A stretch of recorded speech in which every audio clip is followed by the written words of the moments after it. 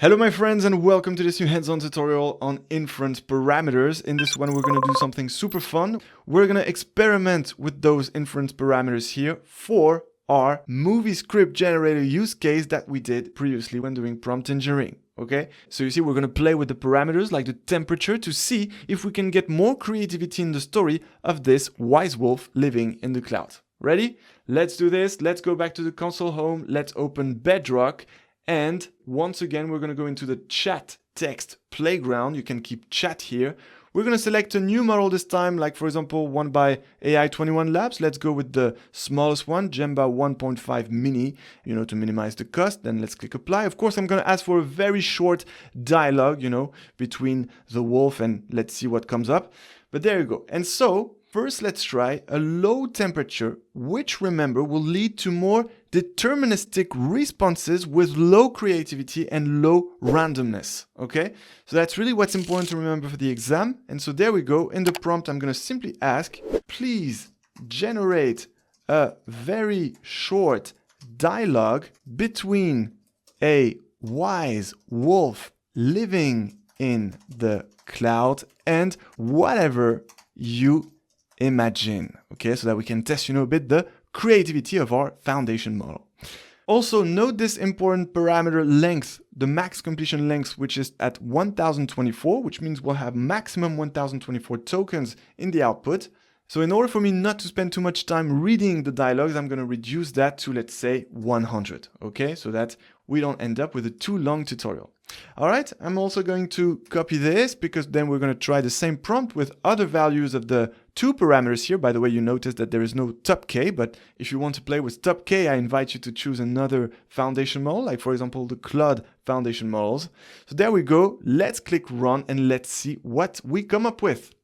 All right, so let's see. In a realm where the clouds were spun from silver threads, a wise wolf named Orion dwelled. His fur shimmered with the light of 1,000 stars and his eyes held the wisdom of ages. One day, a curious hummingbird named Lyric, with feathers the color of a summer sunset, fluttered up to Orion's cloud. Well, for me, this has pretty much some creativity. Maybe this is due to top P, which is high, that I remind leads to more variability in the responses.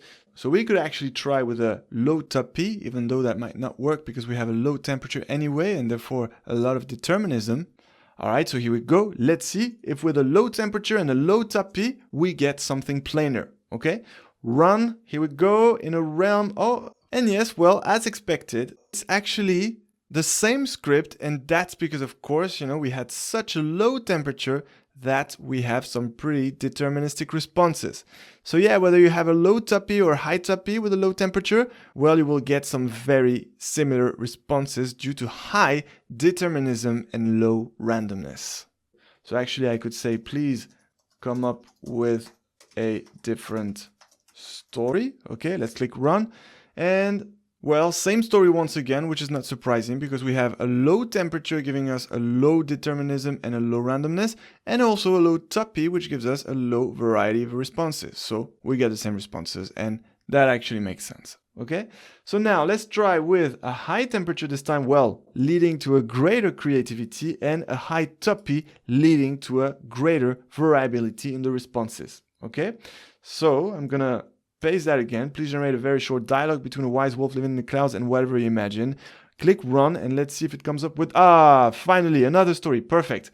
In the realm of Enchanted Hollow, a wise wolf named Orion still lived among the whispering clouds. His coat glowed with stardust and his eyes reflected the ancient wisdom of the universe. Yes, even though the first one was pretty creative, there seems to be here indeed some more creativity. One day, a curious firefly named Aurora, whose light flickered like a tiny star, flew up to Orion's cloud. All right, and then we have some beginning of dialogue, but because of our max completion length, well, we can't see much of it. But feel free to keep that to, 1000 if you want to see a real dialogue. But of course, feel free to experiment as much as you want. All right, so that's it for this hands-on tutorial on inference parameters. Now I look forward to seeing you in the next hands-on tutorial. And until then, enjoy the cloud.